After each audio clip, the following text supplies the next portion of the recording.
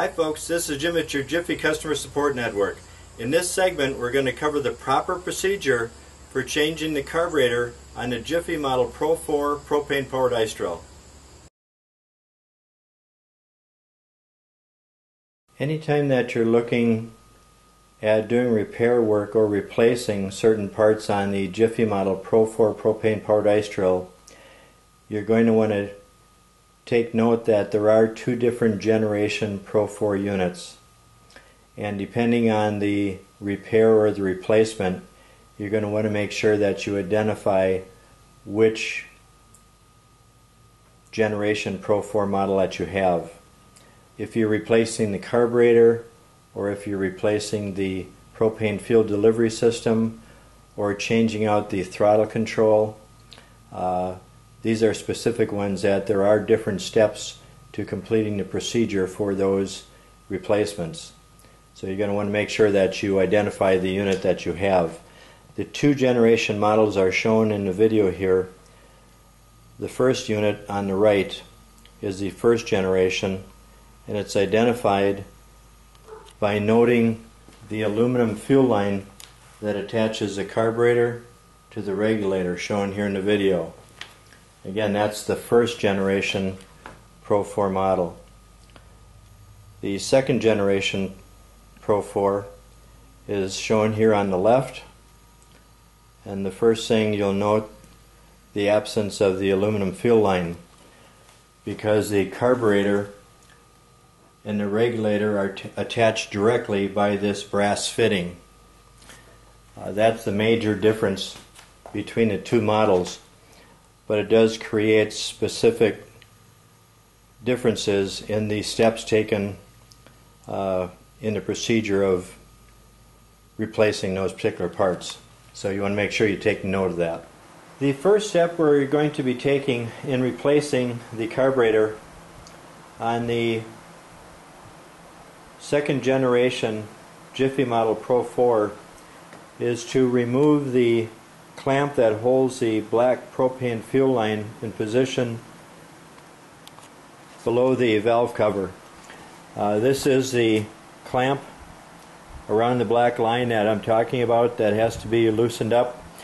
There's just a hex-headed screw that holds that in position that we'll have to loosen up using a 3/16 ratchet drive wrench. The next step will be to remove the throttle lever from the operator's control handle on the spark plug side of the unit. This can be done with a medium-sized Phillips screwdriver by just loosening the retention screw that holds the throttle lever to the handle. Then once that's free, we'll just move that off to the side. Then the next step we're going to take is to remove the air cleaner assembly. First we'll remove the air filter cover, then the foam air filter element, then we'll go ahead and remove the air cleaner backplate by removing the retention nuts. You can use a 5/16 nut driver to remove those. We want to make sure we put those aside because we'll be using those to mount this back up again. Get the other one off here. Next step is to remove the retention clamp for the back plate.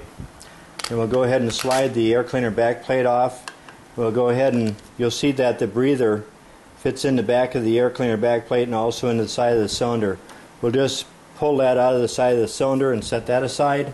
The next step we'll take is to undo the handle mounting screw that holds the handle to the gearbox. We'll have to remove that so we can slide the regulator out, otherwise that screw and that is in the way. And then basically all we'll have to do is slide that whole assembly off the engine.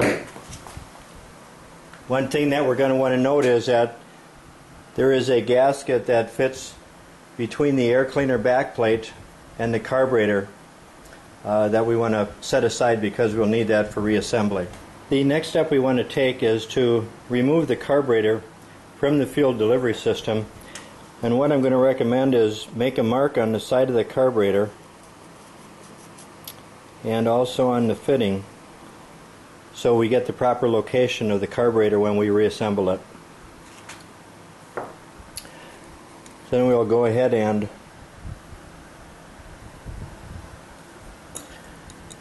using a crescent wrench, go ahead and unscrew the carburetor from that brass fitting.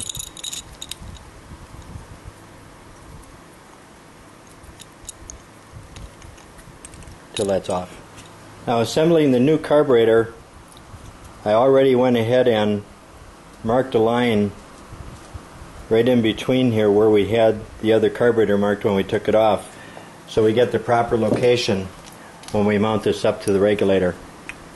So then we'll take the regulator, the new carburetor, we'll go ahead and thread that on. Again, noting the location so we get that back in the proper position as shown right here. The next step is reattaching the throttle cable to the bracket on the side of the carburetor, and just take the threaded end of the throttle cable and turn it into that bracket, and then as the cable threads come out the top of the bracket, all you want is one thread exposed. Then you want to go ahead and tighten this jam nut, because that's the proper location of that assembly. And we want to go ahead and tighten that up so that it all stays in position. Then next step, we'll want to reattach the throttle wire back to the throttle on the carburetor. And one thing I'm going to note here is, if you look at the end of the wire, there's a ball on the end of it, and there's also a wider opening in the slot of the pivot shaft that the throttle wire mounts into, and you want to make sure that that is positioned to the top, because this ball has to fit into that wider end. So next I'll just go ahead and, the use of a needle nose pliers, I'll open the throttle with my thumb and just reposition that wire back in that slot. Now you want to just take the throttle lever and just operate that to make sure everything functions properly. And next we're going to want to first of all make sure that the gasket is in position that goes between the carburetor adapter and the carburetor. And we'll take the entire assembly of the carburetor and the fuel system and the throttle control and slide that back on the mounting studs. Next we'll take the gasket that goes between the carburetor and the air cleaner backplate, put that in position, and then we'll slide the air cleaner backplate on, and then we'll also reposition the breather back in position in the side of the cylinder. And next we'll take the retention clip, put that back in position, and then the retention nuts to hold the air cleaner backplate on.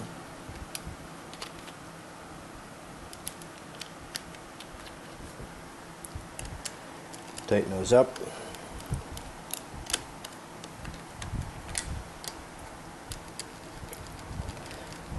Until they're nice and snug. And we'll put in the foam air filter element and then the air cleaner cover. And then next we'll want to reroute the throttle cable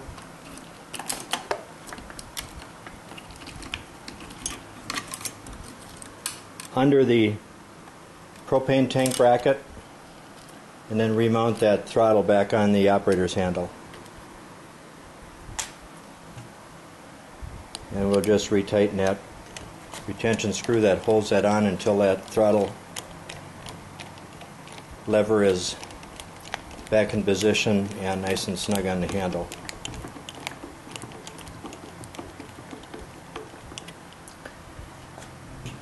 And the next thing we will do is to retighten the clamp that holds the black propane line in place, and also replace the bolt that holds the handle to the gear case back in place. Now that we have everything reassembled, one additional thing that we're going to want to do is go ahead and double check to make sure the throttle works properly. So you take the throttle on the handle and just make sure that the throttle on the carburetor works properly with the throttle on the handle to make sure everything functions okay. Also on the Generation 2 Jiffy Model Pro4 propane powered ice drill, anytime you work on the propane fuel system, whether it be on the carburetor or on the fuel delivery system, the regulator, one thing you're going to want to do after everything is reassembled is to perform what's called a leak test. And the leak test basically consists of taking a mixture of soap and water along with a brush, and then just brushing that mixture on all the fittings on the system. And if you see any bubbles form, that shows that there's a leak. And the thing you'll want to do is tighten up those fittings and then redo the water soap mixture, and just make sure that there are no bubbles showing anymore to make sure that you don't have any leaks.